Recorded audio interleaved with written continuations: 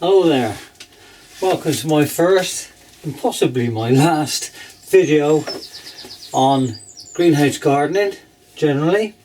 And one of the crops that I grow that is invariably one of the easiest and most rewarding crops, and that is watercress. Now, you can grow this in a garden, you don't necessarily need a greenhouse, but then you need to plant landcress, and with landcress you get the usual problems with slugs, snails, greenfly. They all love it, as we do. So a few years ago I thought, well, let's give it a try in the greenhouse.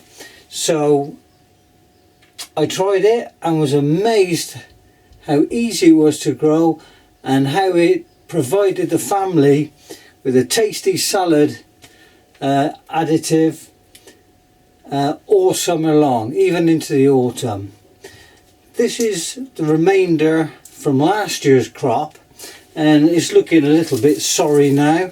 It doesn't normally last throughout the winter, but it's been so mild this winter that it survived, and I've had some heating in the greenhouse since about January for the potatoes, so obviously that's helped. So what I want to do now is replace this with put some new compost in, and we'll take some shoots from here, and I'll just show you,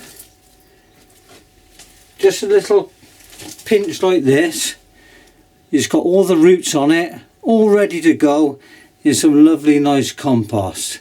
So I'll be back in a few minutes, and hopefully all this will be emptied and we'll have some fresh compost. Okay, we're back now. I've put some compost in. It's just multi-purpose compost. I've found it'll grow in just about anything as long as it's fairly sterile. You don't want any nasties in there. And what I've done is I've taken a few of the cuttings here with, make sure they had roots on, but of course you can always grow this from seed. It's so easy. Just sprinkle a few seeds on the top, and within a few days they start to sprout. Keep it wet and they come along nicely. So all you have to do, make a little hole with your finger, plonk it in like that. It's just so easy.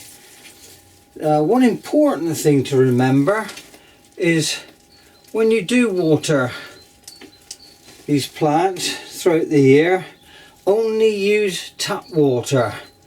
There's a very good reason for this, and that's because you want to keep any bugs and breeding organisms that you'd find in the water butt out, because ultimately you're going to pick this and eat it straight away. Now I'll just put a couple more in, and then it'll be job done.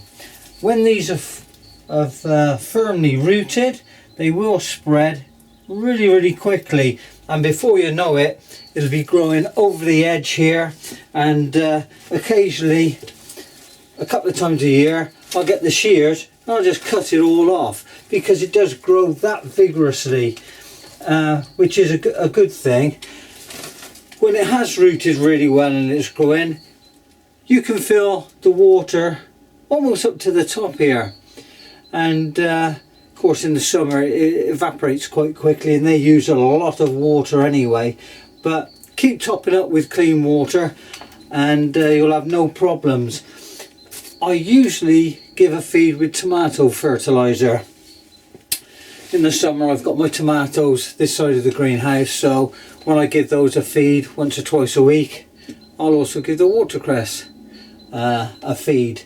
But just one trough like this feeds me and my family nearly every day. We pick some pieces, having sandwiches or with a salad, especially in the summer, and it'll last right the way through to the frost. So I think this is one of the best and easiest salad crops that you can grow in the greenhouse.